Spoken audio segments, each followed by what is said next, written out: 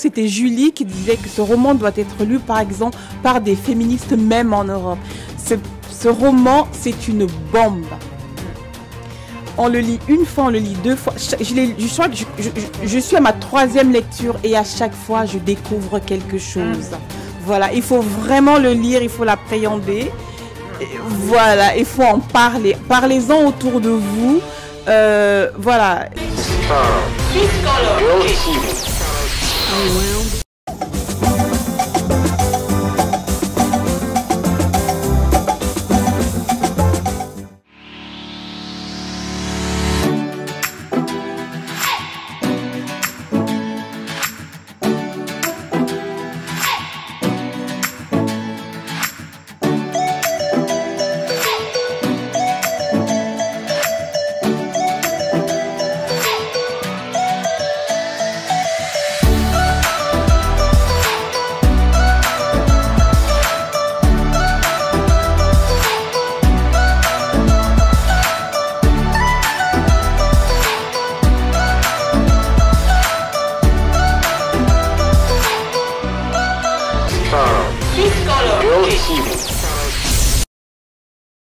Alors, bonjour, bienvenue à tout le monde ici à la colonie. On est là autour de cette table, autour de cet auteur Théo Ananisso pour parler une fois de plus de son roman Delicatessen que vous voyez devant vous. Encore une fois des lectrices, comme on l'a déjà fait à Genève une fois, qui vont discuter avec l'auteur et voilà, expliquer un peu leur ressenti par rapport à ce roman et s'entretenir avec lui en fait. Et chacun pourra dire ce qu'il pense, poser des questions qu'il veut. C'est une fois de plus la scène littéraire qui nous invite et qui nous reçoit ici à cet endroit. Et on espère qu'on va passer un bon moment. Donc, comme d'habitude, comme on l'a fait la dernière fois, on va passer en premier lieu la parole à l'auteur pour qu'il nous fasse une présentation succincte en fait du roman. Et puis après, les lectrices prendront possession, et les lecteurs, pardon, prendront possession de l'endroit et du roman. Voilà, merci beaucoup. Monsieur Théo Ananisso. Bonjour, bonsoir, merci. Alors, comment vous dire cela? Donc, c'est toujours un peu, le roman est un peu difficile à résumer, pas parce que c'est complexe, mais c'est que il s'agit de personnages qui sont comme ça en relation. Mais je vais essayer quand même de donner une idée. Il s'agit de 4 hommes et de 2 femmes, donc 6 personnages au total. Ça se passe en 3 jours, 3 nuits et dans 3 localités. Et on va essayer de commencer par un personnage. Par exemple, Sonia est une femme de 32 ans, assez célèbre dans la ville dont il est question, c'est-à-dire Lomé, parce qu'elle travaille à la télévision, elle est animatrice de télévision et de radio. Et à 32 ans, elle a 2 enfants, elle est en instance de divorce. Elle est belle, elle est visible, elle est en vue. Et donc, en sortant de son mariage, elle est exposée en quelque sorte aux convoitises des hommes qui sont puissants ou plus ou moins dans le pays et qui voudraient donc la conquérir. Et alors, il se trouvait qu'il y a 4 hommes, donc je disais. Et pour aller vite, disons que le roman décrit le processus en 3 jours, une accélération en quelque sorte de ce processus de convoitise. Il y en a un en particulier qui est puissant, qui n'apparaît pas tout de suite, qui va essayer d'évincer les autres pour s'imposer, tout en jouant également de la carotte, c'est-à-dire en proposant beaucoup de cadeaux à Sonia. Alors donc voilà en gros ce que je peux dire, et donc toute la question est de voir comment ça va se passer et comment elle va s'en sortir. Et il y a également une histoire d'amour qui va surgir plus loin dans le roman, avec la 2e femme qui s'appelle Apolline. Mais bon, là, je pense qu'il est peut-être préférable de, soit au cours de la discussion, de découvrir ça, soit de lire le roman pour savoir.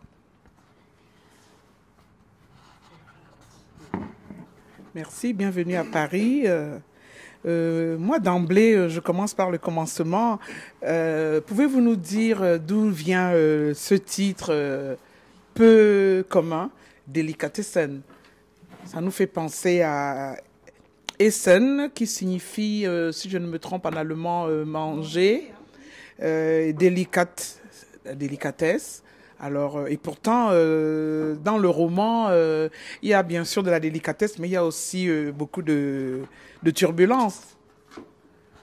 Oui, non, déjà oui, puisque vous avez commencé donc à diviser, à décortiquer le mot.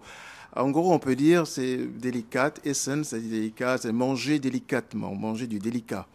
Mais en réalité, le mot délicatessen, c'est un mot pluriel. C'est un mot allemand qui vient en fait à l'origine du français délicatesse et qui en allemand, en fait, je pense que probablement les Allemands, considérant que les Français étaient des gens fins en matière de cuisine, donc le mot ne désigne que les aliments fins en allemand. Donc l'équivalent des épiceries fines en allemand. Et vous ne trouvez pas ce mot ailleurs que, par exemple, au-dessus d'un restaurant qui propose une cuisine fine ou une épicerie où vous achetez des choses assez raffinées. Et donc voilà. Alors pourquoi Delikatessen, ce mot, je choisis en allemand? C'est parce que d'abord l'orthographe me plaît avec K, mais c'est principalement parce que le roman, je ne l'ai pas dit tout à l'heure, mais enfin, développe la métaphore de comment se nourrir, au propre et au figuré. Il est beaucoup question de nourriture. Sonia possède un restaurant. Le roman commence avec le mot restaurant et se termine avec l'impératif mange. Et tout au long du processus, il y a sans cesse une question de comment on se nourrit ou pas, etc., etc. Sans cesse, Énéas, lorsqu'il surgit de la nuit, à un moment donné, il rencontre des bonnes femmes qui vendent de quoi manger. Enfin, il y a sans cesse là que j'ai développé aussi, parallèlement à l'histoire, aux histoires qui se trouvent dans le roman. Donc je ne sais pas si je suis clair, mais c'est parce que j'ai développé la métaphore de comment se nourrir. C'est toute une question, c'est la question métaphorique de l'effort que l'on fait au sens propre de se nourrir, mais en fait aussi oui quoi. Il y a là dans ce roman comme une quête de bonheur, de ce qui est bien pour soi, que chacun des personnages, bien ou mal, cherche un peu cela. Et donc voilà pourquoi j'ai choisi le titre de Délicatesse. Je ne sais pas si vous n'avez pas convaincu peut-être. Je ne suis pas totalement bon, mais non, mais ça se comprend. Je pense qu'avant que vous n'arriviez, nous sommes assez interrogés sur cette nourriture-là, en fait. Le roman s'ouvre effectivement sur la nourriture et à la fin, on en mange. Tout tourne autour de la nourriture. Au-delà de la nourriture, parce que vous n'en faites pas tant qu'à dans le roman. Moi, je m'interroge en fait parce que dans le roman, le personnage essentiel, c'est une femme. Mange. Si on rapprochait le mange nourriture à la femme, quelque part délicatessen, ça envole un peu. Qu'est-ce que vous en pensez? De quoi s'agit-il en fait? Sonia, elle a quand même là en face d'elle plusieurs hommes. Et la question est ce qui se passe, me semble-t-il, hein, mais après tout, vous pouvez tout à fait en avoir une autre lecture. Et la question pour elle est de quel est le bon choix en quelque sorte, ce qui convient le plus. Si elle a une estime d'elle-même, si elle a une idée d'elle-même, et on peut imaginer ça. Mais donc ça c'est le sens littéral, ça c'est ce qui se passe. Mais il y a la métaphore aussi de la question de comment se nourrir au sens figuré. Pas seulement littéralement, je veux dire comment on mange, mais comment se nourrir. Comment vous dire cela? On écrit un roman et je souhaite développer cette, juste comme ça, comme un clin d'œil. Ça se passe au Safari, qui est un restaurant, et la scène finale aura lieu dans cet endroit. Et donc, il y a, comme ça, quand on écrit, il y a, enfin, en titre personnel, ce que je fais. Il y a ce que vous lisez au sens réaliste, comme ça, que les personnages et la vie, ce qui s'y passe. Et puis j'aime bien donner un sens métaphorique un peu au-delà aussi, juste comme ça. C'est pas un jeu, mais ça vient comme ça. C'est peut-être une déformation personnelle. Et donc voilà. Alors je ne sais pas trop. Délicatesse simplement, je considère que Sonia, quand elle, à la fin, sans vouloir dire ce qui se passe, elle s'adresse à K, elle lui pose la question, elle dit as-tu jamais mangé propre? Et on l'a appris, le lecteur sait qu'au début, son restaurant de quartier, le Maquis qu'elle tient, elle lui a donné le nom de manger propre, qui est un impératif. Donc ça dit, dans mon esprit, je pense, ce qui est caractéristique de Sonia, je crois, ou même peut-être aussi d'Apolline, c'est un désir d'idéal, de quelque chose voilà, qui n'est peut-être pas particulier à elle, qui peut être général à tout le monde, mais on peut avoir un idéal et ne pas avoir la volonté qui va avec. Je ne sais pas si je comprends. Oui. Et la question ne s'adresse pas seulement à l'auteur, hein, elle s'adresse vraiment à toutes les lectrices et lecteurs. De tous les personnages, en fait, de ce roman, lequel vous semble être, désigner justement le Delicatessen? Voilà, lequel est le plus propre, en fait? Lequel vous mangerez, vous, si vous deviez vous nourrir correctement? Ça peut être un personnage féminin ou masculin, hein, c'est comme... Alors moi, j'aurais dit tout de suite Apolline, parce qu'elle a ce recul, comment dire, quand elle lui dit pars 6 mois et si t'es toujours sûr, tu reviens. Et là, je te dirais oui. Tout de suite, on sait qu'elle a... Déjà, elle n'a pas honte de sa condition. Quand elle l'invite chez elle, elle est propre, en fait. Elle est, comment dire, intègre. Et bien dans ses baskets, disons, pour faire simple. Et c'est pour ça que ce serait elle qui, pour moi, au-delà de... Contrairement, par exemple, à Sonia, qui semble... D'ailleurs, j'ai plein de questions sur Sonia. Sur d'où elle vient, pourquoi elle... Parce qu'elle a... Ses choix sont pas très clairs non plus, hein.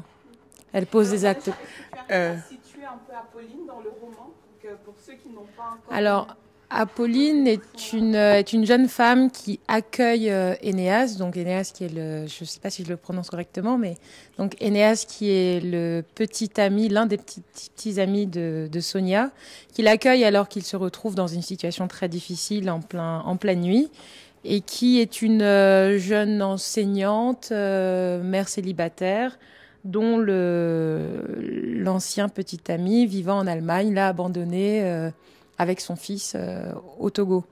Et elle... c'est bien ça? Oui. D'accord. Et elle l'accueille généreusement en pleine nuit chez elle et devient son amante pour les quelques jours qui vont venir. Mais elle a été abandonnée, disons, par un homme qui a continué sa vie en Europe et elle a ce recul sur pourquoi il est parti. Dans sa façon de le présenter, elle ne semble pas lui en vouloir. Elle a aussi beaucoup de recul sur sa condition. Elle sait qu'elle ne vit pas elle vit très chichement, mais elle l'accepte aussi, elle le vit assez sereinement. Et même dans son rapport à Énéas, qui est pas un expatrié, un homme de la diaspora, donc qui vit au Canada, elle ne se fait pas d'illusions, en fait. Elle reste très lucide, en fait. Et c'est pour ça que je trouve que c'est celle qui a l'approche la plus fine et qui, quand bien même peut-être celle qui nous apparaît comme étant celle qui a le plus faim, mais vraiment, littéralement, elle est celle qui quand même reste digne dans sa condition de faim. J'ai envie d'être provocatrice. Peut-on dire, c'est une question, hein, peut-on dire d'une femme qu'elle est digne lorsque elle s'offre à un homme à peine quelques minutes après l'avoir rencontré? C'est provocateur, hein? Oui, Moi, c'était même pas tellement cet aspect. Moi, c'est plus pourquoi est-ce que les femmes, la vertu chez les femmes se mesure uniquement à leur sexualité. Ça me gêne. J'ai l'impression qu'à un moment, vous semblez un peu, voyez, la fin. Quand Sonia s'énerve finalement parce qu'elle vient d'apprendre, je pense que tout le monde a lu le roman ici, et donc Sonia vient d'apprendre que Énéas et Apolline ont eu une aventure, et elle l'apprend, elle est pas contente, et j'ai l'impression qu'il y a eu qu'il y a cette opposition entre la femme vertueuse, donc la femme modeste, respectueuse, enfin. Vous voyez, qui n'est pas très qui n'est pas comme Sonia. Sonia, elle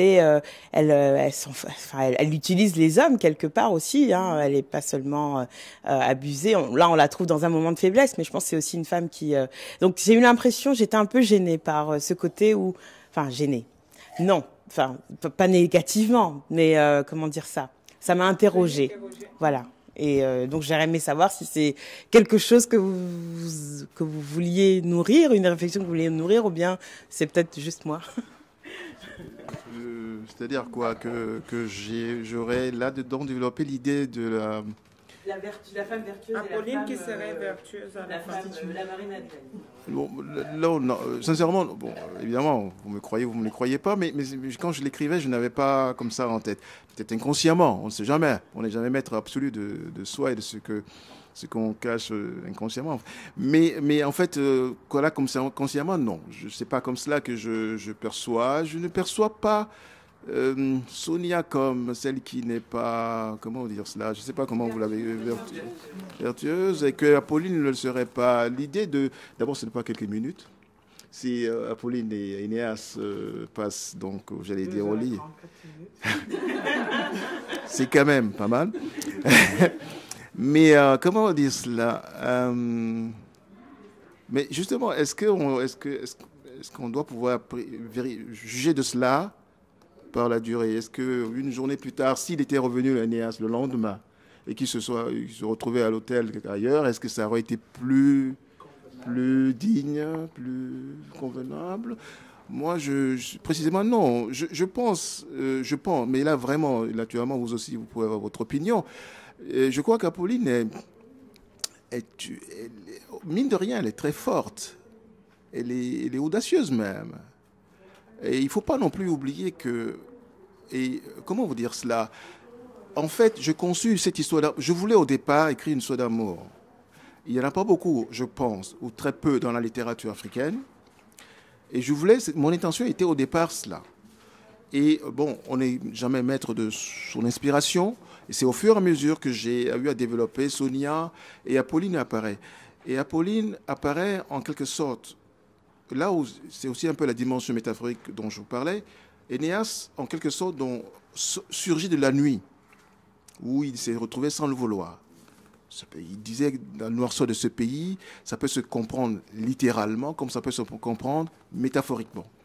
Et Apolline apparaît comme une bonne fée comme ça, qui lui tend la main, en fait, et qui ose lui tendre la main. Et elle a peut-être aussi le jugement rapide, assez lucide. Et elle a observé, c'est d'ailleurs elle qui a la première, adressé la parole à Énéas. Elle a peut-être très vite jugé de la personne. Et puis, au bout du compte, ça se passe chez elle. Qu'est-ce qu'elle risque? Elle risque quoi? Elle le lui dit que nous ne savons pas quelle est sa vie. Ça fait peut-être un moment elle-même le dit, à un moment donné, qu'elle manquait de tendresse. Elle est franche, et cette franchise traduit une force de caractère, dissimulée, me semble-t-il. Et je pense, mais ça c'est mon impression, je ne pense pas sincèrement que le temps mis entre la rencontre bonjour, le temps mis entre la rencontre et la situation...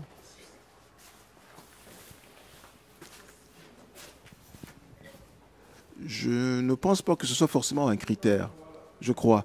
Ça ne devient... C'est comme un couteau. Ça peut blesser comme ça peut servir à éplucher une orange. C'est-à-dire, c'est l'usage que l'autre éventuellement fait. De la rapidité à la... Une femme, je dirais pour aller simple et clair, si, comme Apolline, disons, consent, j'allais dire, quelque chose de plus à Énéas, au bout d'une heure ou de 2 heures, eh bien, ça peut être tout à fait noble, comme ça peut être tout à fait négatif pour elle, selon l'usage que la personne en face fait de cette chose-là. Je ne sais pas si je me... Moi, j'ai une question avec la question qu'Agnès avait posée, c'est-à-dire, pour vous, quel est le personnage qui vous paraît le plus propre? Et donc... en lien avec le titre, disons plutôt, qui représente manger propre. Et c'est Apolline, pour moi. Mais manger propre comme étant elle est lucide quand elle mange. Quand elle mange Énéas, quand elle mange la vie, elle est lucide. Donc elle mange proprement parce qu'elle évite, contrairement à Sonia, les impacts négatifs, je trouve, de la situation. Tu compares à Sonia. Donc elle est propre, contrairement à Sonia. Quels sont les actes que Sonia pose qui ne la rendent pas... Qui la rend moins propre. Le mot propre est d'ailleurs mal choisi ici. C'est bien loin d'être ce qu'elle mange finement, c'est-à-dire elle mange avec attention. Elle fait attention à ce qu'elle mange et à la façon dont elle mange. Sonia, quand elle prend la montre et le demi-million, ne fait pas attention à ce qu'elle mange. Elle joue avec le feu. Quand elle en rencontre 3 devant le même restaurant, elle joue encore avec le feu. Elle semble pas... Elle sait que Énéas va partir, mais elle s'engage aussi émotionnellement d'une certaine façon que, on se pose la question de savoir si elle ne veut pas, sortant d'une histoire très compliquée, manger si bien que finalement elle ne se préserve... Pas préserver. Elle se brûle en fait à son jeu, à son propre jeu. Pas par la multitude de ses compagnons, au contraire. Enfin, elle a le droit et elle est tout à fait libre d'en choisir autant qu'elle veut, mais plus dans la façon dont elle se met en relation avec eux, elle se met en difficulté. Oui, mais elle se met en difficulté. Mais est-ce volontaire? Elle est sollicitée aussi. Elle est sollicitée. Le monsieur qui lui offre des millions de... La question a été mal posée. Peut-être ce que j'aurais dû demander... c'était quel est le personnage qui vous interpelle le plus. Voilà, je pense que je vais reformuler ma question. Donc, Vanessa, j'ai compris que c'était Apolline. Je pense que tu n'es pas seule dans ce cas. Mais bon, ça peut être interpellé en mal ou bien en bien. Enfin, quel est le personnage qui vous donne envie pas de lire ce roman, mais d'en parler. Voilà, quel est celui qui vous parle le plus? Moi, je vais essayer de répondre. Parce que j'ai une autre question, elle va être très longue. Donc je m'excuse d'avance pour ma question et moi. Mais donc pour répondre à cette question-là, en fait, moi, il y en a 2 qui m'ont interpellé parce que Énéas, je trouve que c'est... Enfin, parce que le roman, en fait, j'ai pas été choquée par les propos, j'ai pas été surprise. Pour moi, c'est des gens que limite que je côtoie ou que j'ai côtoyé. Donc voilà, j'étais très bien dans ce roman. Voilà. Mais par contre, celui qui m'a paru le moins réel, c'est Énéas. Parce qu'en fait, Énéas, j'ai eu l'impression que c'était juste un déclencheur. Rien que par rapport à sa position. C'est-à-dire que c'est la personne qui vient d'ailleurs. Même par rapport à Apolline. C'est que je me pose la question. Si Énéas n'était pas la personne qui va partir, est-ce que Apolline se serait sentie aussi audacieuse pour faire ce qu'elle a fait ?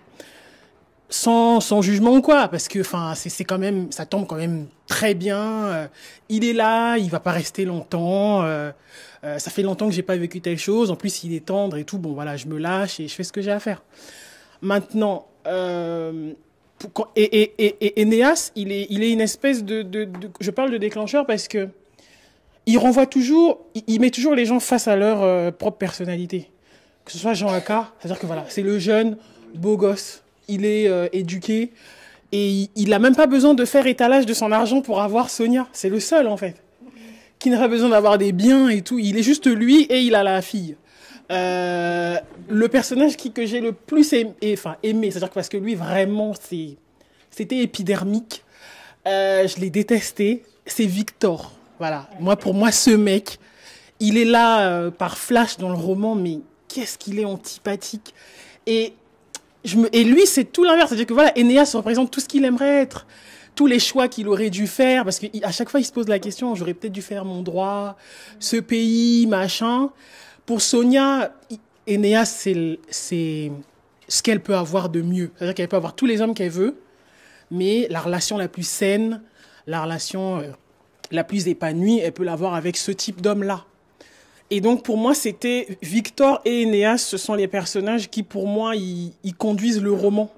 Comme si, limite, un peu, Sonia... Bon, après, c'est un lien avec ma question d'après, mais comme si Sonia, c'était juste un prétexte, en fait, pour parler de la vie des mâles du Togo. Mais c'est ce que tu es en train de nous dire, en fait. Ce n'est plus un livre féminin. Moi, c'est la lecture que j'ai eue. Ça devient un livre masculin. Voilà. Et j'ai même été spoilée par j'ai même été un peu spoilée parce que j'ai regardé la rencontre de Genève et je me suis dit, mais c'est fou, on n'a vraiment pas lu la même chose. Moi, ce roman, enfin, il y a tout. Par exemple, le terme d'homme interrompu, que j'ai trouvé très juste. Il tombe bien parce que ce sont des hommes, ils sont broyés. Tous ces hommes, ils sont broyés. Enfin, ton boss, il te demande d'amener ta maîtresse, il te met dans des situations bizarres. Énéas, lui, ça se voit qu'il aime son pays, il veut faire des choses. Et voilà. Je vais pas monopoliser la parole, je vais donner le micro à quelqu'un d'autre pour parler moi, je vais juste répondre. Si tu étais un homme, j'aurais dit que tu es limite, à la limite, tu es misogyne. Parce que déjà, tes deux personnages préférés sont des hommes, c'est ton droit. Oui. Mais quand même, bon, moi, je provoque. Hein. Oui. Je veux dire, il y a une instrumentalisation de la femme. Il y a une chosification de la femme. Lorsque le boss le patron de Victor lui demande la fille. Oui. Voilà, c'est banal. On est d'accord. C'est toujours. Je vais peut-être être cynique, mais voilà, pour ce que je lis en ce moment, pour tout ce que j'ai lu jusque-là, toutes les histoires qui se racontent, les femmes ont toujours été chosifiées, quelles que soient les sociétés, instrumentalisées. Il y a rien de neuf là-dedans. On va dire ça comme ça. Pour moi, dans le roman, il y a rien de neuf. À l'époque où s'est passée votre discussion à Genève, c'était pendant les périodes Balance ton port. Voilà, c'est-à-dire que voilà, on est en plein dedans la situation de la femme. Mais moi, je trouve que Sonia et les histoires qui se passent dans ce roman en disent plus sur les hommes qui sont les hommes dont on parle dans le roman. Vraiment, je trouve que ça révèle plus sur leurs conditions et aussi leurs limites. Parce que elles sont, c'est-à-dire que en gros, on a le pouvoir, on dirige ce pays, mais il y a même un passage que j'ai trouvé vraiment bouleversant là-dessus. Ils pensent avoir le pouvoir, ils sont même à des postes, mais en fait, c'est pas eux qui dirigent. C'est-à-dire qu'ils sont conduits. Ils sont comme spectateurs de leur existence. Et c'est ça qui, parfois même pour prendre le contrôle, j'ai l'impression qu'ils utilisent les femmes. Parce qu'on est... psychologie à deux balles ou pas, hein, mais voilà, on dirait qu'ils utilisent les femmes... pour pouvoir se réapproprier leur pouvoir. Et du coup, et ça, c'est quelque chose qui a été fait dans toutes les sociétés. Enfin, voilà, mais que, du coup, ça révèle beaucoup plus sur eux, sur leurs limites, sur leurs faiblesses. Même Jean Aka, enfin, le mec, il est le patron des renseignements. Il y a des agents qu'ils utilisent pour suivre des maîtresses. Vous avez que ça à faire dans un pays de coller des agents pour suivre vos maîtresses. Enfin, c'est énorme. Moi, j'ai trouvé ça énorme. C'est pas sa maîtresse. Enfin, une femme que tu convoites. Tu vois, c'est ça en fait. C'est pourquoi autant de pouvoir. C'est que tu mobilises des ressources d'un pays pour avoir une femme, qu'il y a un gars qui est sorti, il a pris l'avion, il est arrivé, il a eu. Enfin, quand même, ça révèle quand même beaucoup de choses sur tes limites avec tout ce pouvoir-là. Enfin, c'est la lecture que j'ai eue du roman, personnellement. Alors, oui, j'ai une réponse pour prendre la parole également. Oui, on viendra là-bas. Tout à fait. Alors moi, je voudrais juste rebondir, parce que je suis tout à fait d'accord avec ce que tu viens de dire. Moi, j'ai pas encore eu le temps de lire le roman entièrement, mais il y a quelque chose qui m'a marqué et qui, pour moi, donne le ton à la fois sur ce que sera le roman et sur la position dans laquelle se met l'auteur. C'est la citation du début. Et vous avez choisi François Villon. Et ça m'a... moi, j'ai été touchée quand j'ai vu ça, parce que moi, François Villon, je suis folle de ses poèmes et de ses... Enfin, voilà. Enfin, j'ai lu le livre qui raconte sa vie, La confrérie des chasseurs de livres, etc. Enfin, voilà. Donc, je me suis dit, mais pourquoi François Villon ? Et à la lumière de ce que tu viens de dire, je pense que quand vous dites, quant à la chair que nous trop avons nourrie, elle est piéça, dévorée et pourrie, et nous, les os, devenons cendre et poudre, et c'est tiré de la Ballade des pendus. Pour moi, la chair, c'est la chair qui est trop nourrie, c'est cette chair pleine de pouvoir, qui fait une overdose de pouvoir et qui ne sait plus distinguer les choses. Et pour moi, ce livre, en fait, c'est les hommes là-dedans, ce sont les pendus, et parfois peut-être les femmes aussi, parce qu'il y a un petit peu un jeu de dupes à la fin. Donc voilà, c'est un peu, moi, C'est mon ressenti. Mais vraiment, j'ai bloqué sur cette... Ouais.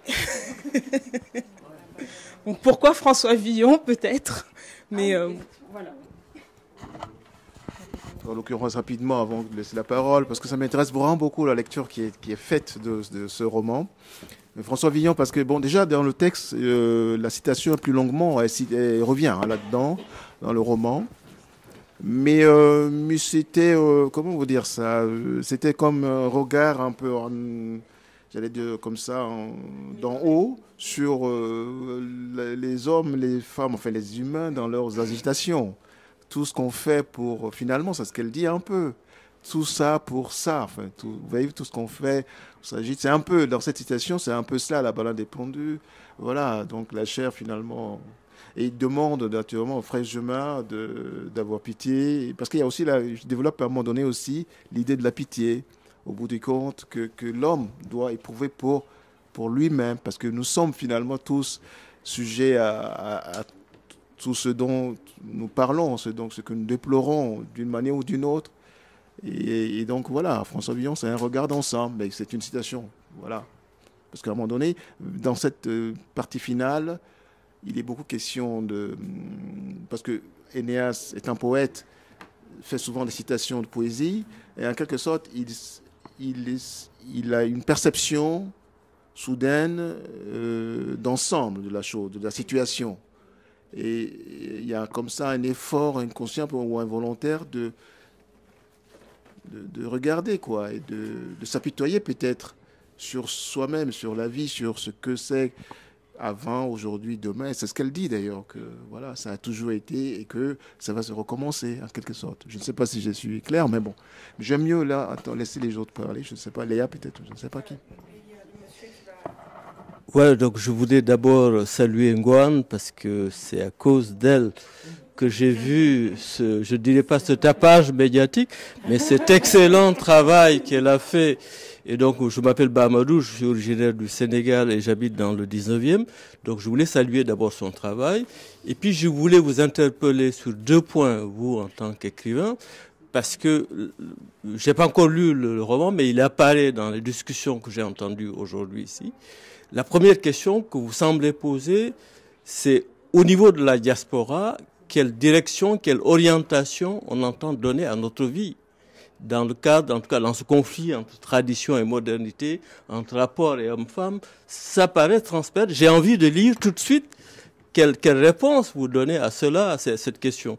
Et deuxième interrogation que j'avais par rapport à votre travail, quelle influence aurait eu Guy de Maupassant sur votre littérature? Parce qu'on voit bien que quand on lit Guy de Maupassant, il a une conception, je dirais, culinaire de la femme.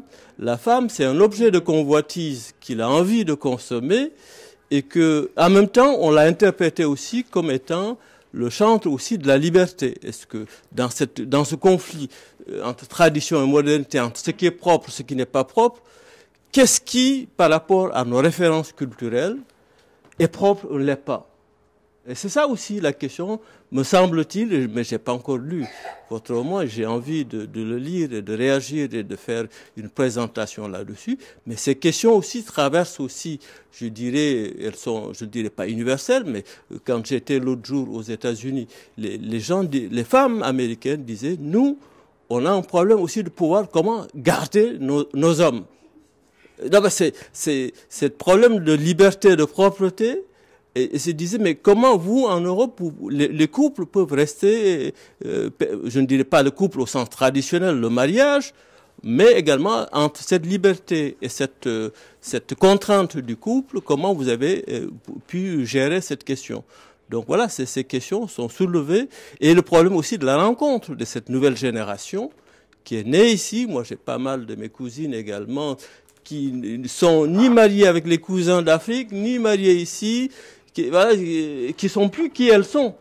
Et donc toutes ces questions, me semble-t-il, entre ce qui est propre, ce qui n'est pas propre, ça nous interpelle. Voilà, merci. Oui, alors, ce que je peux dire, là, c'est pas une question tout à fait précise. Là, c'est un roman qui se situe Je rentre très souvent, en moyenne 2 fois par an en Afrique, ou tout au moins en Afrique de l'Ouest, au Togo. Et c'est au fur et à mesure de mes séjours que j'ai essayé, que je souhaitais imaginer un roman qui prenne en charge la situation, les choses sentimentales et peut-être aussi charnelles, aussi physiques, etc., dans le monde urbain du Togo ou de l'Afrique de l'Ouest. C'est tout un problème, c'est naturellement. J'ai le sentiment qu'il y a un désordre qui est né de la forte émigration. Il y a un déséquilibre épouvantable, mais peut-être qu'il faudrait vérifier, en tous les cas, par les statistiques. J'ai le sentiment que les femmes souffrent beaucoup de ce déséquilibre. Beaucoup d'hommes, je pense que l'un des problèmes que rencontre Sonia, et même, vous remarquerez que même Apolline n'a eu de recours, en fait, par 2 fois, donc qu'avec des gens qui sont à l'extérieur. J'ai le sentiment qu'il manque d'hommes. Non, mais je vais dire par là qu'il y a ce problème. Je ne sais pas, hein, il faudrait voir, mais en ce qui concerne, on peut s'en apercevoir dans des pays restreints comme le Togo, où c'est plus facile que sans doute dans des pays vastes comme le Congo démocratique ou le Cameroun ou ailleurs où il y a plus de monde. Il y a quelque chose qui se passe qui me semble créer des désordres et donc ce n'est pas par hasard si Énéas ou l'homme avec qui Apolline a eu un enfant sont des gens qui sont... Parce que c'est quand même ça qui pose le problème. Il y a une dimension de l'affaire. Apolline a eu un enfant avec quelqu'un qui est en Allemagne et elle le rend parce que finalement cette personne dont elle ne connaît pratiquement sans doute pas la vie à l'extérieur refuse de l'amener avec lui. Et donc l'immigration ou l'immigration, ou je ne sais pas, fait partie d'un problème. Ça n'aurait sans doute pas été la même chose si cette personne vivait localement, sur place. Probablement, les choses seraient peut-être différentes. Donc, vous voyez comment ça peut aussi, en quelque sorte, avoir de l'influence. Mais enfin, je ne sais pas trop. Voilà, c'est pour faire le lien un peu avec ce que vous dites par rapport à la vie, etc. ici. Mais il y a toute une chose là, me semble-t-il, à voir de près, à regarder de près. Et puis voilà, quoi. Mais c'est très cruel, hein, ce que vous... Agnès, Mais oui, voilà. Agnès, je suis désolée. En fait, Théo, il nous est apparu assez aisément dans votre livre, Délicate scène, en fait, quelque chose d'essentiel. Je peux me tromper. Cette opposition, en fait, vous mettiez en parallèle les hommes qui sont restés là-bas, en Afrique, et ceux de la diaspora. Et dans votre livre, il apparaît finalement que le bonhomme de la diaspora est plutôt Delicatessen. C'est pour ça que tout à l'heure, je vous ai posé la question par Delicatessen. Et qu'au final, il nous reste quoi en Afrique? C'est brut, épaisse, qui nous prennent comme des nourritures. C'est ça qu'il apparaît. Dans ces brutes épaisses qui nous prennent comme de la nourriture à bouffer. D'accord? On va voir à la fin. Sonia, puisque vous voulez bouffer, bouffe. Vous parlez de manger, moi j'ai dit bouffe. Donc finalement, celui de la diaspora est beaucoup plus fin que celui de... C'est ce qui m'est apparu. On a eu un débat avant que vous n'arriviez. C'est pour ça que vous êtes arrivé là. Et c'est pour ça que je voulais arracher un peu le micro. Juste, je peux là avant? Bien sûr, allez, Non, pas du tout, parce que déjà, Apolline, pour ceux qui ont lu le roman, Apolline a eu un enfant avec quelqu'un qui, en creux, parce que certes, c'est elle qui dit avec qui elle a eu l'enfant, mais lui aussi, il est de la diaspora. Et lui aussi, lui a fait un enfant, et elle dit que, quand il a fait, en quelque sorte, et je crois que c'est assez réaliste, il voulait faire d'elle une situation provisoire, hein, une fois par an, quand il revient en vacances. Je connais des cas d'Africains, quand même, qui mènent une double vie. Qui entrent, ça existe, ça, l'exil pose pas mal de choses. Et donc, je voulais dire par là que par les faits, je pourrais me protester de mes propres sentiments en disant que c'est pas comme ça que je vois la chose, mais dans les faits, Apolline n'a pas eu une bonne expérience avec quelqu'un qui vit à l'extérieur.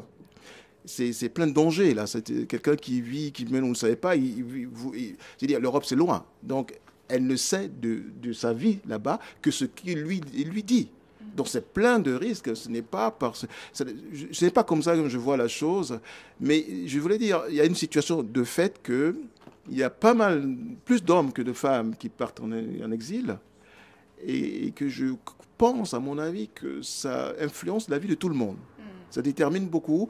Parce que ces gens, finalement, vivent 10, 15 ans ailleurs, au Canada, aux États-Unis, en Allemagne, ailleurs, ils reviennent avec d'autres expériences, un vécu qui peut se heurter à ce qu'il y a sur place. Et puis, la situation même de l'exil crée à la fois des illusions, également des erreurs. Enfin, je n'ai pas de jugement à donner, mais pour dire d'une manière simple, ce n'est pas comme ça que je perçois cela. Je ne pense pas que ceux qui sont à l'extérieur sont plus délicats que ceux qui sont sur place. Je pense, quelqu'un a parlé tout à l'heure de Victor, j'ai vraiment un sentiment, à mon avis, assez positif de Victor. Ça, c'est mon... Je vous assure que je ne suis pas en train de vous dire que c'est comme ça. Le roman, donc vous voyez, Victor, il nous voit, il est ceci, mais quand même, il n'est pas...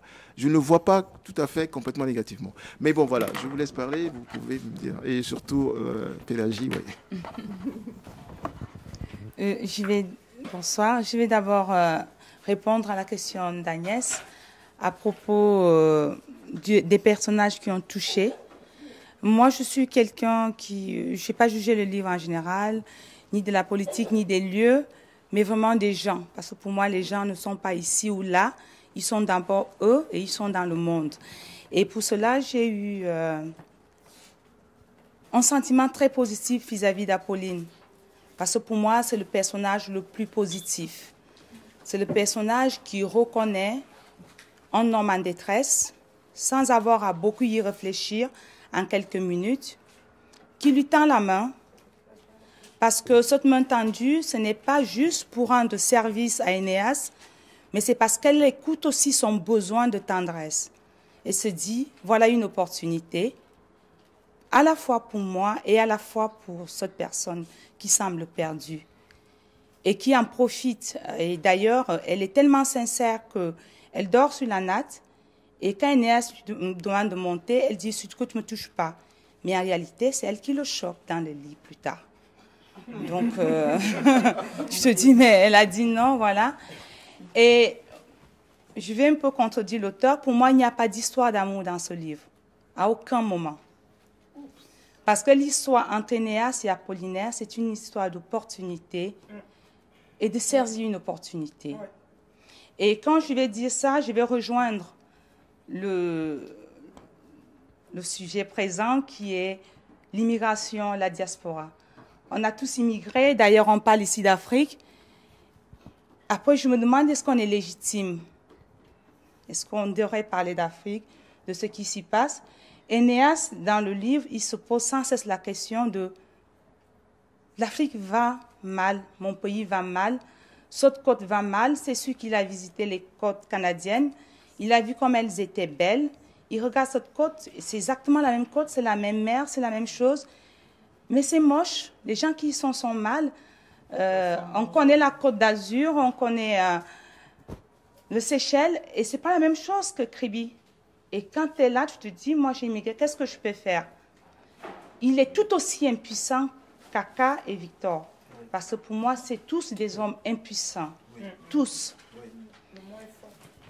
Non, ils sont vraiment impuissants. Et il se dit, qu'est-ce que je peux faire? Je ne peux rien faire. Si je prends Sonia, j'aurais rien fait. Sonia a une situation à peu près bien. Si je prends Apolline, j'aurais rendu service. C'est pour rendre service. Pas à Apolline, mais à l'Afrique. Parce que d'ailleurs, il le dit, Apolline voudra revenir et je pourrais revenir. Ça veut dire qu'Énéas ne se reconnaît même plus comme Togolais. Il pense même, il ne se projette pas à revenir, sauf s'il est avec Apolline. Alors, dans ce cas, Apolline est à la fois, comme j'ai dit, je m'identifie à elle par l'insolence de la chance. Mais quand je dis identifier, je n'ai pas eu l'insolence de la chance, mais un peu un rêve À la fois, elle va partir, sauver peut-être son fils, sa famille, matériellement, et permettre à Enéas de revenir voir sa mère, la tombe de son père, et avoir le sentiment d'avoir fait quelque chose pour l'Afrique. Et on se demande, nous qui avons immigré, que pouvons-nous vraiment faire pour l'Afrique? Moi, je n'ai pas de réponse, parce que quand on regarde Victor, qui a étudié à Saint-Cyr, mais qui est le pion d'Aka, qui est marié à une fille qu'il n'aime pas, qui couche avec une nana qu'il est prêt à proposer à son patron. Et pourtant, il a été à Saint-Cyr, c'est quand même un officier sans couilles, mais avec des galons. Et qu'est-ce qu'on peut en faire? Je ne sais pas. Ouais, non, mais c'est vrai. Donc, voilà, je ne sais pas, moi, je n'ai pas de réponse. Et l'auteur pose clairement la question parce qu'Enéas pleure sans cesse devant l'Afrique. Et j'ai l'impression que l'auteur pense, ça c'est tout à fait personnel, que les gens qui sont plutôt littéraires pourront sauver l'Afrique parce qu'Enéas demande sans arrêt pourquoi il n'y a pas de poète, pourquoi il n'y a pas d'écrivain, pourquoi il n'y a pas de ci, pourquoi il n'y a pas de ça. Et je voudrais lui demander clairement, est-ce qu'il a une idée de ce qu'on peut faire pour redonner un peu de pouvoir aux hommes africains?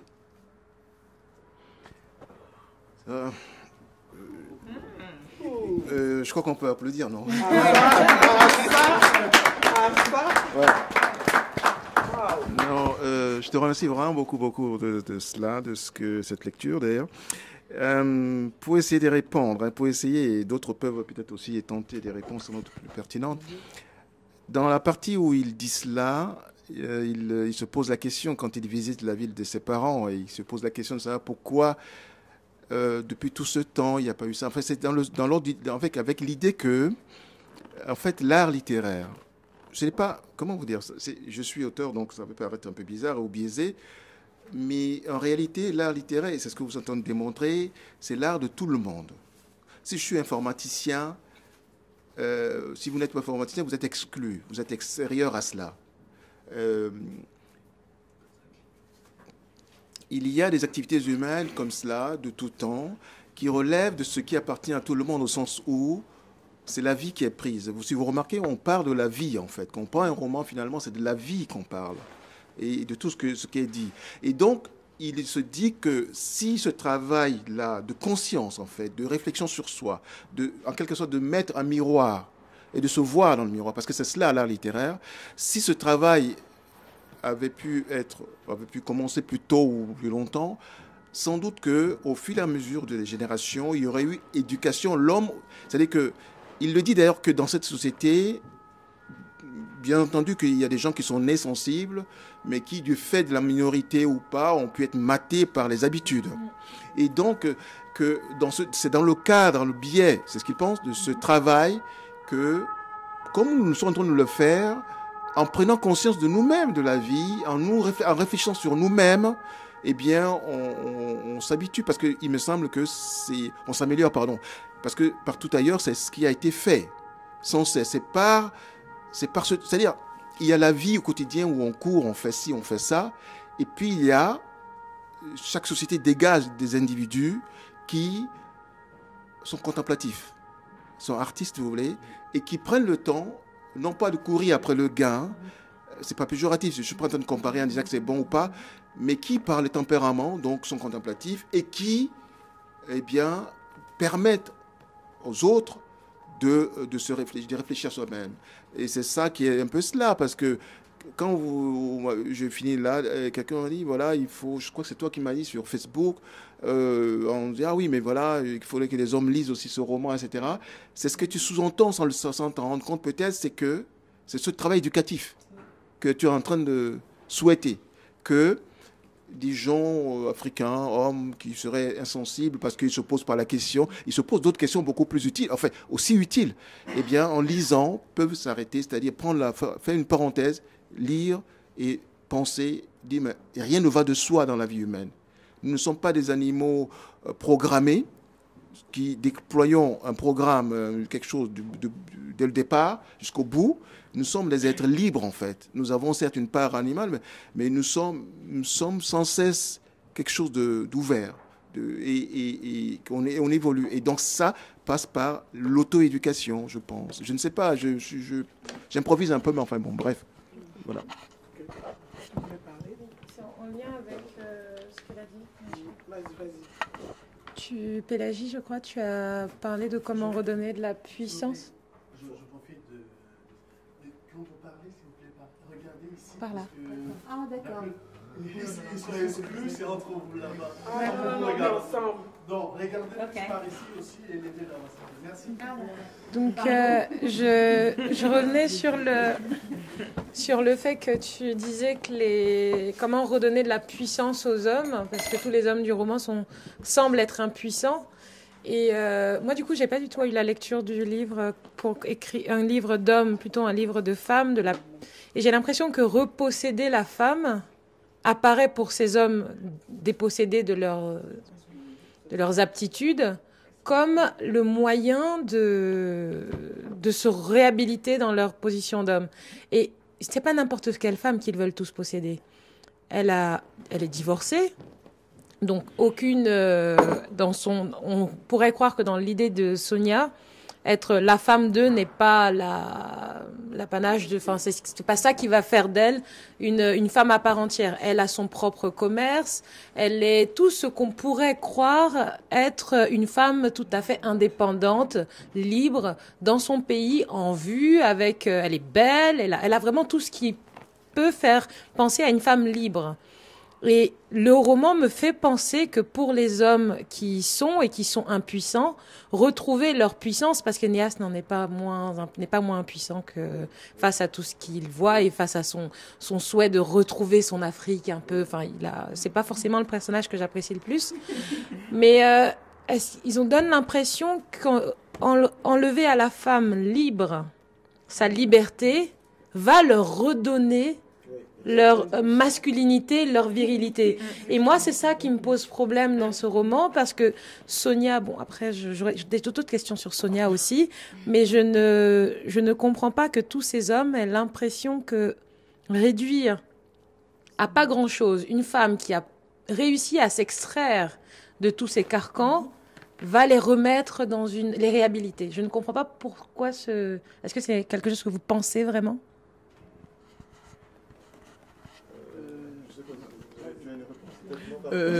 C'est à toi qu'elle a posé la question. Non, je ne suis pas maître absolu, je ne sais pas.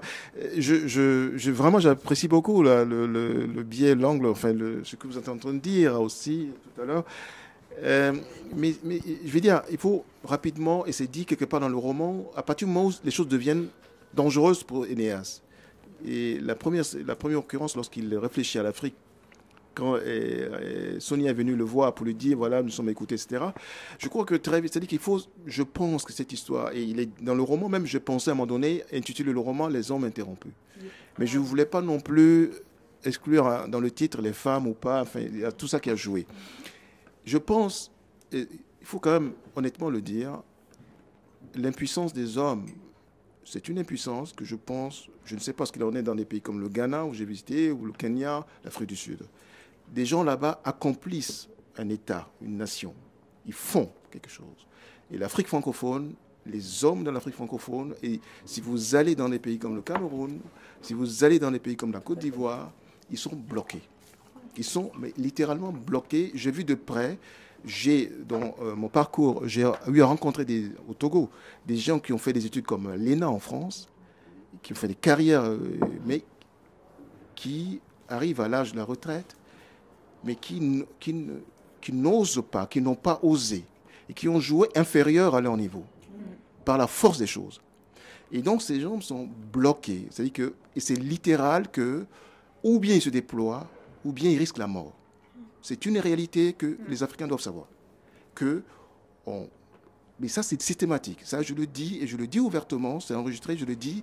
J'ai parlé avec des gens qui ont fait l'ENA, j'ai parlé avec des gens qui ont fait des études ici, et dès qu'ils finissent, ils se sentent capables, et très vite, ils expérimentent qu'ils ne le peuvent pas. Ils ne peuvent pas. Il y a actuellement le problème qui se pose avec cette histoire, pour ouvrir une parenthèse à propos du franc CFA, c'est un problème. Il y a des gens qui sont capables, ils ont fait des études, ils savent ce que c'est que la monnaie, et ils ne peuvent rien faire. Ils doivent suivre, exécuter. C'est un drame absolu. Si vous voulez vraiment le fondement pensé, c'est cela qui est derrière ce que j'ai pensé quand je parlais d'hommes interrompus. Ils ne peuvent pas. On leur dit, d'ailleurs, c'est dit dans le roman, le narrateur dit, on leur donne un état où ils ont, et puis on interdit de le transcender. Si vous voyez bien, si vous prenez quelqu'un comme ça, pour finir la parenthèse, Paul Kagame, vous le voyez, il est austère. Parce qu'il s'accomplit dans quelque chose d'historique. Il est maître de... En quelque sorte, il fait un État, il fait un peuple, il est conscient de ce qu'il fait. Et vous prenez au Ghana, Raolis, sa fille lui dit, quand il n'y a pas longtemps son anniversaire, je t'admire mon père. Mais ça, il le dit comme ça parce que cet homme a accompli quelque chose. Mais vous visitez l'Afrique francophone, vous ne le trouvez pas. Ou ils sont des ratés parce qu'on les a bloqués, ou bien, qu'est-ce que vous pouvez faire d'ailleurs, excusez-moi, une parenthèse, si vous devez servir Paul Biya, Bongo, il y a des morts. Vous ne pouvez rien faire. Et c'est cela le fait. Et donc, alors, soit ces gens-là se laissent aller, soit ils se défoulent dans les sexualités, mais sans issue. Et c'est cela qu'il faut avoir en tête. Je n'ai pas envie de parler de politique, mais je vous assure qu'il y a cet élément de fond qui est là, et ce verrou doit être sauté si on veut que les hommes s'accomplissent. Et c'est parce que la libido se manifeste également, j'ai un Kagame dans l'accomplissement historique d'un projet. Et ça, quand on vous l'interdit, vous êtes éteint, vous êtes tué, et c'est une horreur, c'est un génocide. Vous comprenez? Voilà. Mais bien entendu, de cela. Mais oui, mais quand les hommes sont garrottés, je finis là-dessus, quand les hommes sont prisonniers, sont garrottés, surtout de la manière qui se passe aujourd'hui, pas comme sous la colonisation où c'est direct et où on peut affronter, mais de cette façon aussi, eh bien, le monsieur, il le dit d'ailleurs, comment il s'appelle, Victor, il le dit. C'est-à-dire qu'il dit qu'au Kenya ou au Ghana, je serai le patron de celui-là, justement, qui est en train de m'humilier, qui me demande d'amener ma femme. Et c'est sa vie qui est en jeu. Et il dit, et il le regarde tout à l'heure, tu l'as relevé, il pense à Enéas, il dit, lui au moins, il s'est réfugié en Occident. Et il le quitte, il vient voir sa mère et il repart. Mais lui, moi, Victor, je suis dedans ici. Vous comprenez ce que c'est? Et donc, il y a ce problème-là. Donc, voilà. En fait, juste 2 secondes pour revenir à ma petite provocation tout à l'heure.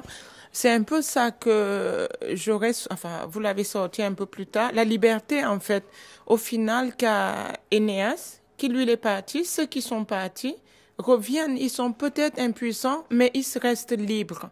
Ils sont libres. Est-ce qu'ils se sont accomplis? Ça, c'est point d'interrogation en partant. Ceux qui sont là sont quelque peu émasculés. Ils courent après les femmes, mais sont émasculés. Ils sont, comment dire, on a puisé, on a toutes leurs ressources. Et puis, finalement, ils se livrent, en fait, ils se dénotent auprès des femmes. En fait, moi, je voulais vous opposer quelque chose de simple. Ceux qui sont partis, la liberté, c'était justement ça. Moi, j'ai envie de dire, quand j'ai parcouru le livre la première fois, le premier sentiment que j'ai eu, c'est pour ça que moi, je n'arrive pas à avoir un personnage ou 2 personnages de préférence. Parce que j'ai l'impression que l'auteur, volontairement ou involontairement, il a mis sur la table quelques facettes de cette société africaine. Quand je dis société africaine, c'est en parlant de ses ressortissants.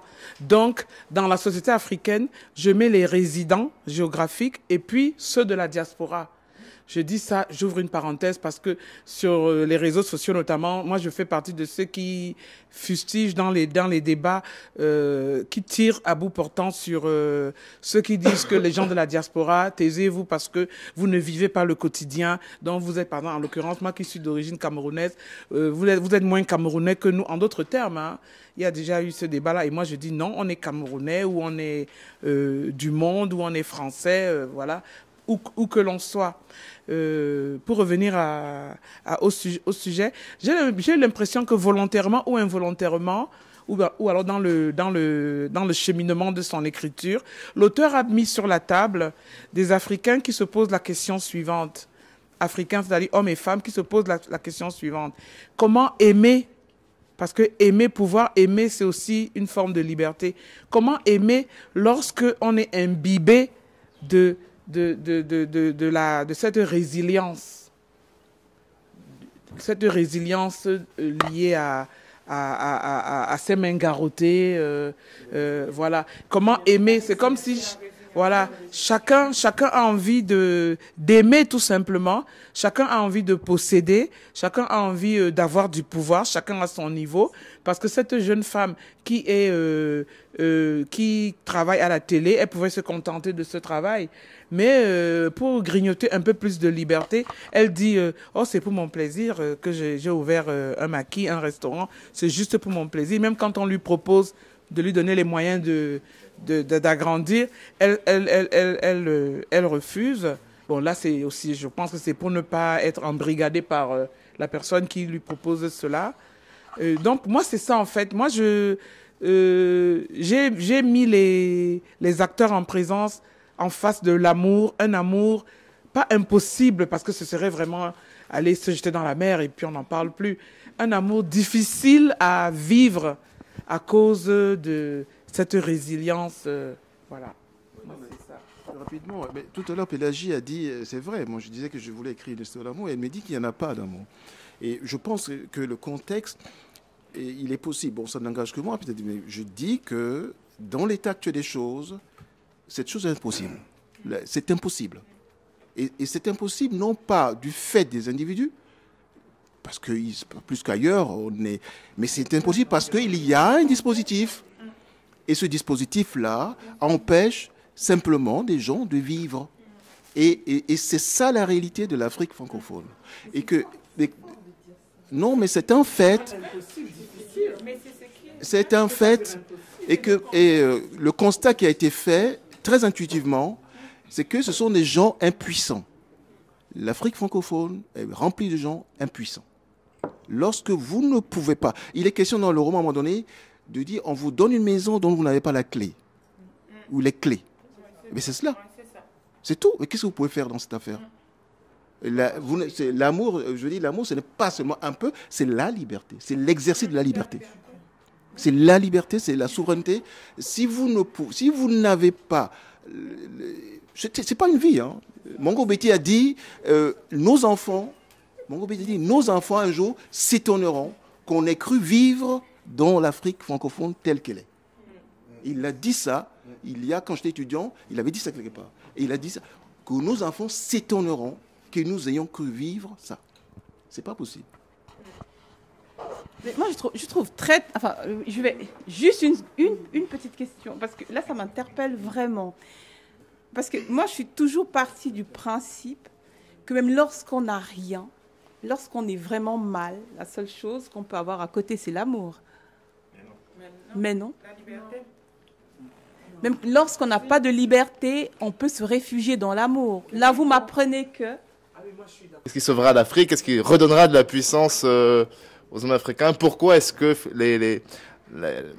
les femmes sont devenues le dernier et le seul champ de bataille, finalement, qui reste? Parce que tous les autres sont verrouillés.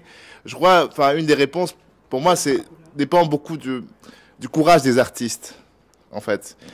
Il me semble que les dernières décennies, en Afrique francophone, notamment, on n'a plus eu beaucoup de Mongo Betty.